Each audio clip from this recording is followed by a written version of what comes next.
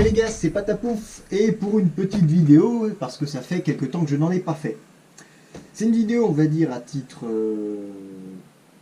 informative de ce qui se passe sur la chaîne. Donc comme vous avez pu le voir d'après les précédentes vidéos, je ne suis plus beaucoup actif. Parce que j'ai des nouvelles activités et c'est pas que je perds un peu d'intérêt pour la RC, mais j'ai d'autres priorités actuellement. Donc j'ai décidé d'arrêter la RC. Non, je rigole, je vais pas arrêter la RC. Je vais par contre devoir lâcher du lest. J'ai ces trois voitures là qui doivent partir. C'est-à-dire qu'il m'en reste un peu moins. Mais ces trois voitures là doivent partir. Et je vais vous expliquer en détail pourquoi et qu'est-ce qu'elles ont précisément. Donc on va commencer par le sarrage.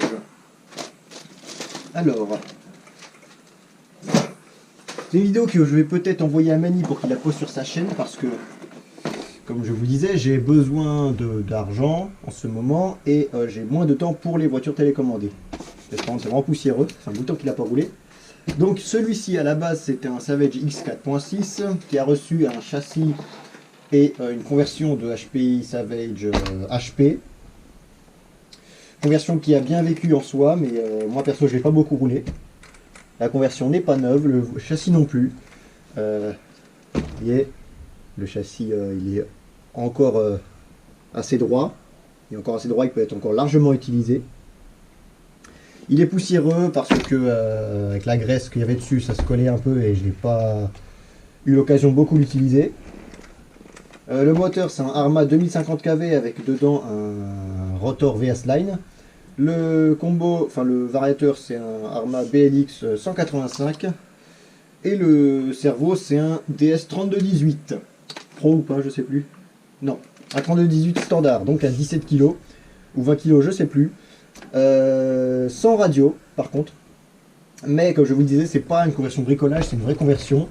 Il y a la boîte centrale HPI avec l'axe rigide, des bacs qui n'ont pas été adaptés, des vrais bacs quoi. Il y a aussi les porte-fusées arrière en alu monobloc. On les voit pas mais ils sont là.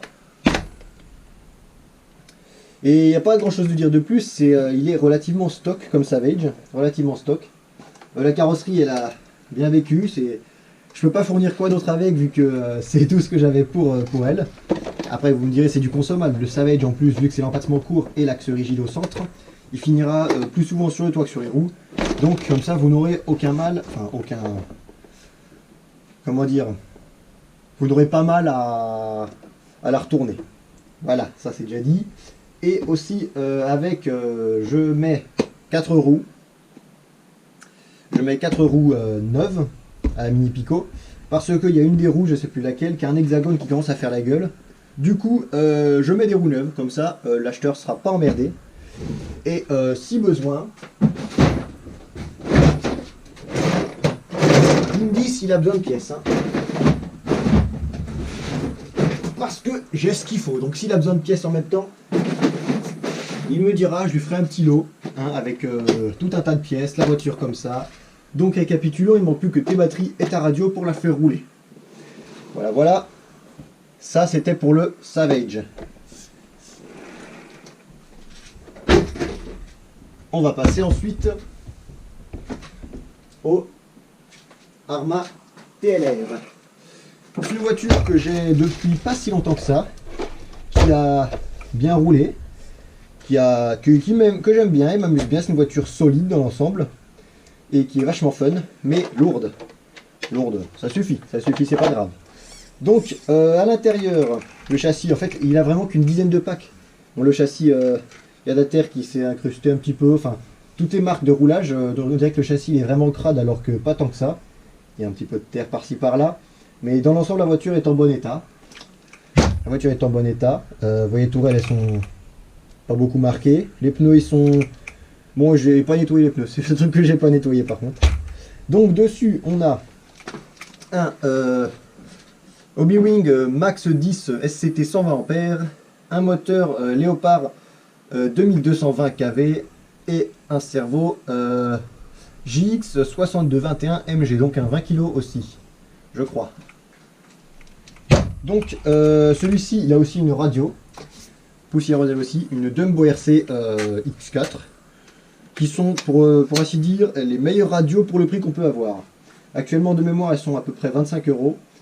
Et à 25 €, tu ne peux pas avoir meilleure radio que ça. C'est juste impossible. C'est une superbe radio. Vraiment, rien à dire. Donc une machine que j'ai roulée en 6S et en 4S. Là, elle est équipée pour rouler en 4S max. Maximum. Donc les diffs ont été refaits. Les amortos, je n'y ai pas touché parce que d'origine, ils sont vachement bien remplis. Et ça me convient.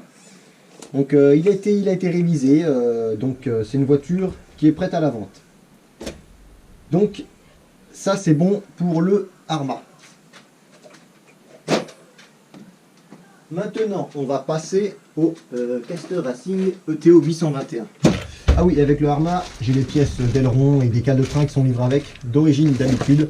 Donc ça, vous inquiétez pas pour ça. Celui-ci, c'est pas mon petit chouchou, parce que mon petit chouchou c'est le Hyper 9, au bas Hyper 9. Celui-ci c'est une machine que ça me fait chier un petit peu de la vendre quand même. Ça me fait chier un petit peu de la vendre. Simplement parce que je l'ai pas mal modifié. Regardez par exemple ce support d'aileron à l'arrière. Je l'ai pas mal modifié, parce que le support d'aileron d'origine il pète. Là j'ai fait un imprimant 3D en TPU. Relativement bien rigide, mais en même temps bien flexible pour encaisser les chocs. Donc je l'ai bien conçu en 3D. Il tient super bien. Franchement, j'ai fait plusieurs atterrissages sur le cul quand je roulais au TB28 et il tient super bien. Donc celui-ci, il est livré, que je vous fasse un petit peu, il a roulé une cinquantaine de packs par contre.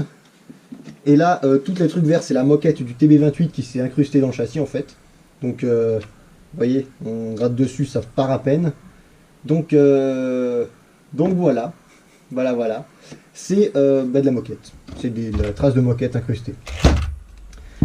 Donc, dessus on a un ZTW Beast 220 ampères qui peut aller jusqu'à 6S comme variateur.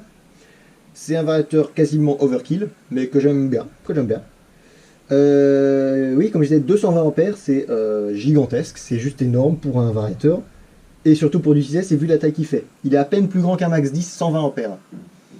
Et il prend 6S et 220 ampères. C'est un variateur absolument phénoménal. En termes de performance affichée, il est phénoménal. On a un Connect 1900 kV, je crois. C'est ça, 1900 kV, j'ai hésité avec 1800 kV. Qui a roulé uniquement sur ce véhicule-là et sur une RR20, Obitech RR20. Et on a un servo Turnigy Coreless 20 kg ou 17 kg, je sais plus. Je crois que c'est un 17 kg, un Coreless en 0,07 secondes. Donc un servo bien rapide pour le circuit. C'est un très bon servo. C'est un très bon servo. Il n'y a pas de radio par contre. Je ne peux pas mettre de radio avec. Parce que voilà, voilà. Il a, comme je dis, une cinquantaine de packs, donc les transmissions est un petit peu marqué, c'est normal, mais c'est qu'une cinquantaine de packs en soi. Je fais une vidéo là. Bah tête est dans le champ de la caméra. Donc j'ai refait les huiles de mémoire, j'ai fait 15 000, 10 000, 5 000 je crois. Donc voilà. Carrosserie peinte par Tony RC. Une belle carrosserie peinte par Tony RC aux couleurs de la chaîne, qui a bien vécu, mais qui est encore en très bon état, et qui est encore bien sur la voiture. Et pour les amortos, je crois j'ai fait 400 et 400. Donc,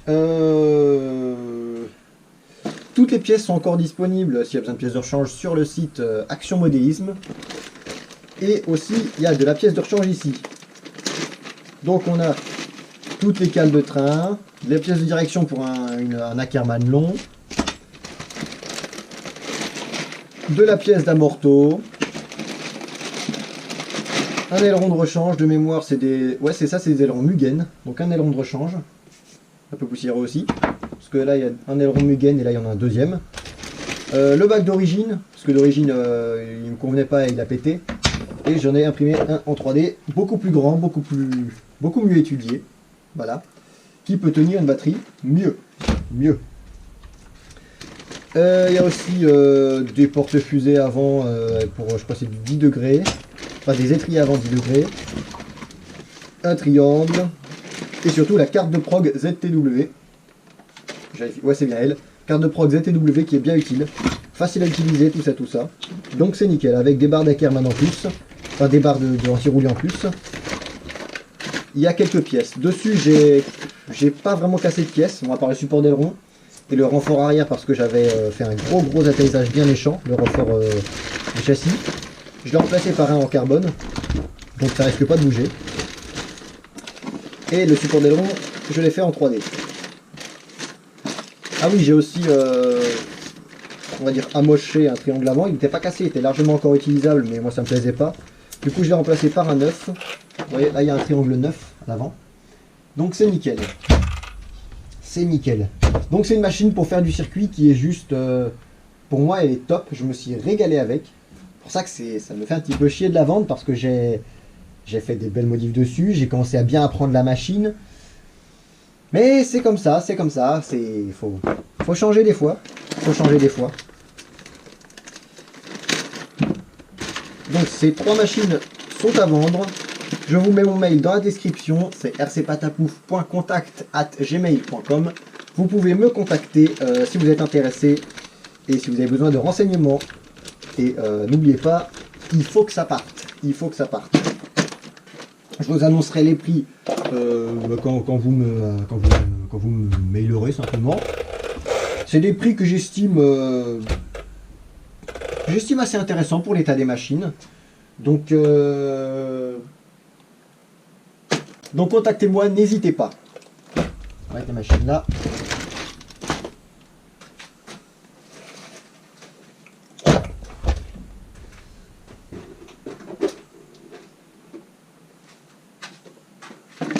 Donc actuellement dans les machines qui me restent, il me reste encore mon Savage XL, mon Big Mama, enfin mon Goliath. Il me reste le Savage Nitro que j'ai bientôt terminé. Un début de Savage que je veux faire pour les Savage Crawler. Et il me reste mon Obao Hyper 9, qui est un buggy que je pense que je ne pourrai jamais vendre parce qu'il a une petite valeur sentimentale.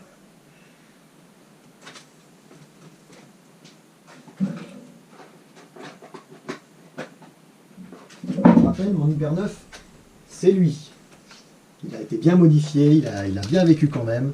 Mais c'est une machine que je ne peux pas vendre parce que je peux pas. Déjà, ça me fait chier de devoir vendre certaines machines. Mais les événements obligent, je dois m'en séparer, c'est comme ça. Allez, moi je dis n'hésitez pas. Et puis, salut les gars.